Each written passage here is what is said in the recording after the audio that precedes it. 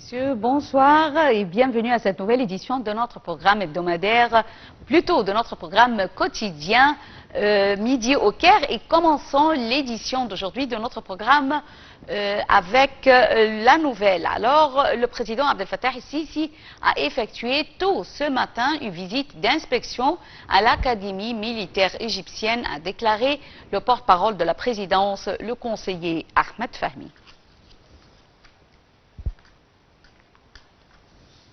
Le président Abdel Fattah el-Sisi s'est entretenu au téléphone hier avec son homologue sud-africain Cyril Ramaphosa, le félicitant pour sa réélection à la tête de son pays. Le président a souligné l'importance de renforcer la coopération entre l'Égypte et l'Afrique du Sud durant la prochaine phase. Ramaphosa a de son côté mis l'accent sur l'importance de renforcer les relations bilatérales et la coopération sur tous les niveaux.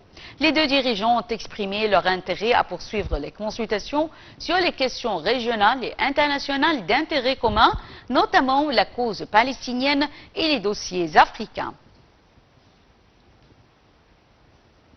Le président Abdel Fattah el-Sisi a reçu hier une délégation de participants à la conférence des forces civiles et politiques soudanaises organisée par l'Égypte. Lors de cette rencontre, le président el-Sisi a affirmé que l'Égypte n'épargnerait aucun effort pour régler le différend entre les parties soudanaises et de mettre fin à la guerre au Soudan. Plus de détails dans ce compte-rendu. Le président Abdel Fattah el-Sisi a exprimé son appréciation pour la réponse des participants soudanais à l'invitation égyptienne à tenir cette importante conférence sous le slogan « Ensemble pour arrêter la guerre » à la lumière du moment historique que traverse le Soudan, qui nécessite la création d'un climat approprié pour unifier les visions soudanaises sur la façon d'arrêter la guerre. Il a souligné que l'Égypte n'épargnera aucun effort pour alléger le fossé entre les différentes parties soudanaises, arrêter la guerre, assurer le retour de la sécurité et de la stabilité et préserver les capacités du peuple soudanais, confirmant la nécessité d'efforts concertés pour parvenir à une solution politique globale qui répond aux aspirations du peuple soudanais.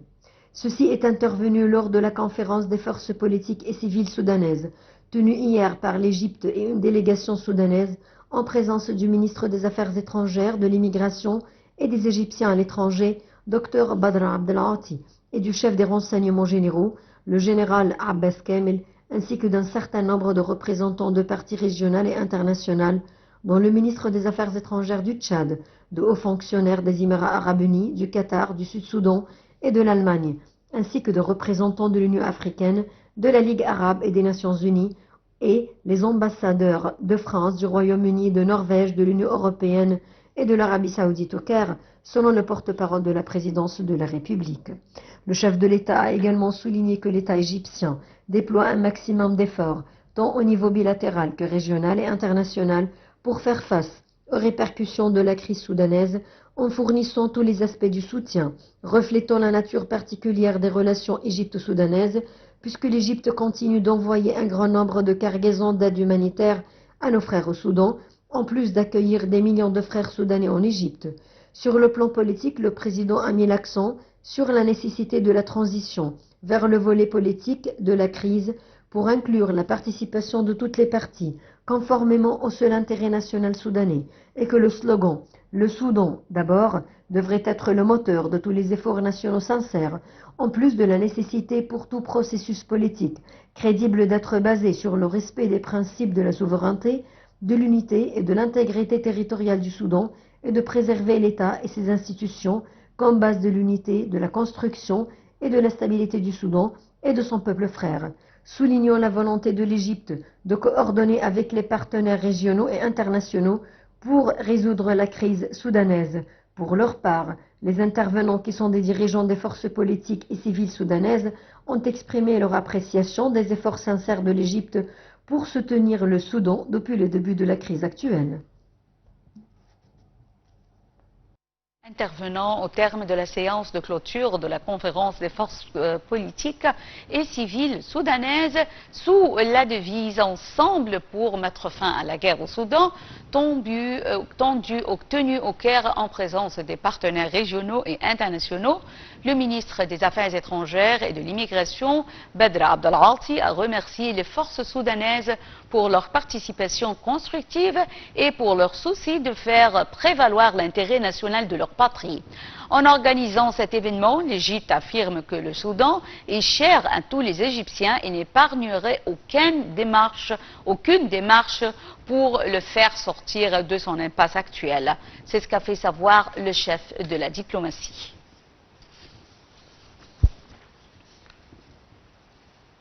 Le Premier ministre Moustapha Madbouli prononcera aujourd'hui le communiqué du gouvernement devant le Conseil des députés. Il doit soumettre au président du Conseil le programme du nouveau gouvernement lors d'une séance plénière qui se tient au siège du Parlement dans la nouvelle capitale administrative. Selon des sources gouvernementales, le Parlement examinera le programme du gouvernement au cours des 10 derniers jours en vertu des articles de la Constitution.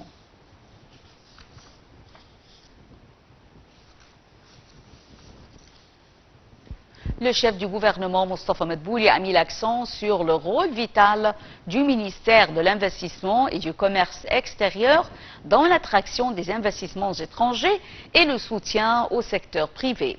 Madbouli a tenu ses propos lors de son entretien avec le ministre de l'Investissement et du Commerce extérieur, Hassan El-Khatib. Le Premier ministre a souligné l'importance de la fusion des deux portefeuilles de l'investissement et du commerce extérieur. Un commentaire.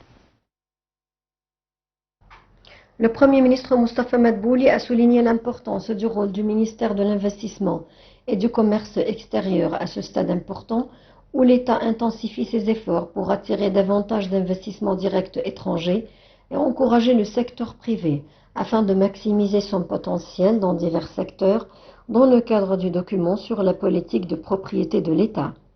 Cette déclaration a été faite lors de la réunion de M. Madbouli avec le ministre de l'Investissement et du Commerce extérieur, M. Hassan El-Khatib, hier. Il a souligné que l'année dernière a été marquée par une augmentation des taux d'investissement direct étrangers grâce au programme de privatisation du gouvernement et à l'accord de Ras el-Hikma, soulignant qu'il est important de continuer à atteindre ces taux. Le chef du gouvernement a souligné que l'inclusion du dossier du commerce extérieur au sein du ministère de l'Investissement s'inscrit dans le cadre de la mise en relation du travail et des objectifs, qu'il s'agisse d'ouvrir de nouveaux marchés à l'exportation ou d'attirer davantage d'investissements étrangers. M. Madbouli a souligné l'importance de la coopération et de la coordination avec les conseils d'exportation et les conseils conjoints d'entreprise afin d'atteindre les objectifs de l'État dans ce secteur. Au cours de la réunion, Hassan El-Khatib a expliqué le rôle et la vision du ministère au cours de la prochaine phase, louant l'importance de l'intégration de l'investissement et du commerce extérieur en raison du chevauchement important entre les deux dossiers, soulignant que l'Égypte doit faire des bonds dans les dossiers d'investissement et d'exportation, de sorte que les messages aux investisseurs doivent être clairs, en particulier la stabilité des politiques monétaires et financières, ainsi que l'engagement de l'État à mettre en œuvre les dispositions du document sur la politique de propriété de l'État, en plus d'avoir des objectifs spécifiques à atteindre. Et lors d'une conférence de presse avec le chef de l'UNRWA, Philippe Lazzarini au Caire, le ministre égyptien des Affaires étrangères et de l'immigration, Badr Abdel-Ati, a confirmé aujourd'hui que les martyrs de l'agence ont sacrifié leur vie pour soulager les Palestiniens de Gaza, indiquant que l'Égypte ne permettra aucune alternative que l'on puisse trouver dans la bande de Gaza. Il a expliqué qu'Israël a mené un ciblage systématique des écoles et du siège de l'UNRWA en violation du droit international. Le ministre égyptien des Affaires étrangères a souligné que l'utilisation par Israël de l'arme de la faim dans la guerre à Gaza est inacceptable. Le chef de la diplomatie a appelé les donateurs à reconsidérer la décision de suspendre le financement de l'UNRWA, soulignant la nécessité d'un cessez-le-feu immédiat à Gaza et de l'entrée de l'aide dans la bande de Gaza sans condition.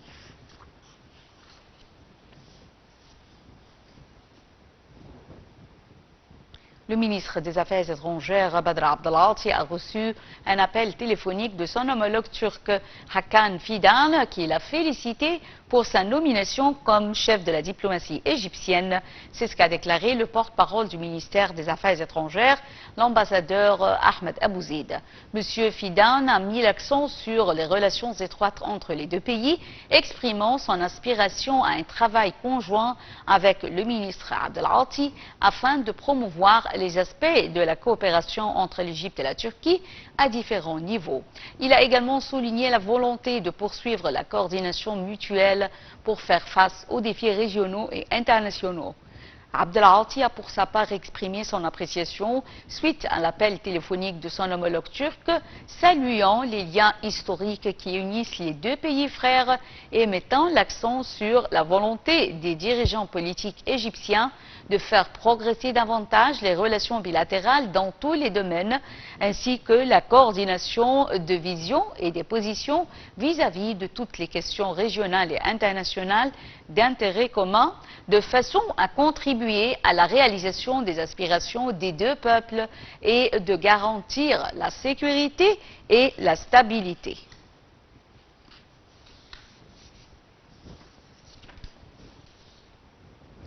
Un haut responsable a indiqué que l'Égypte tiendrait des rencontres intensives au cours de cette semaine avec les diverses parties afin de relancer les efforts visant à aboutir à une trêve dans la bande de Gaza. Selon la même source, l'Égypte accueillera les délégations israéliennes et américaines pour les discussions sur les points de désaccord dans la proposition de la trêve à Gaza. La même source a ajouté qu'il y aurait une série de consultations et de contacts avec le mouvement palestinien Hamas dans le cadre des efforts égyptiens visant à aboutir à une trêve et l'échange d'otages et de prisonniers. Le conseil d'administration du dialogue national a souligné la nécessité d'une coordination complète avec le gouvernement pour mettre en œuvre les recommandations émises lors de la première phase du dialogue. Il a également insisté sur l'importance de maintenir un contact permanent avec tous les membres du nouveau cabinet pour créer des ponts solides garantissant une collaboration efficace dans les différents domaines afin d'élaborer des recommandations pour une performance optimale dans les différents domaines qui seront mises en œuvre sur le terrain de réalité. Ceci est intervenu lors d'une réunion du Conseil du dialogue national tenue au siège de l'Académie nationale de formation. Lors de la réunion, le Conseil a précisé qu'il aborderait des questions urgentes soumises par le gouvernement pour en discuter en toute liberté.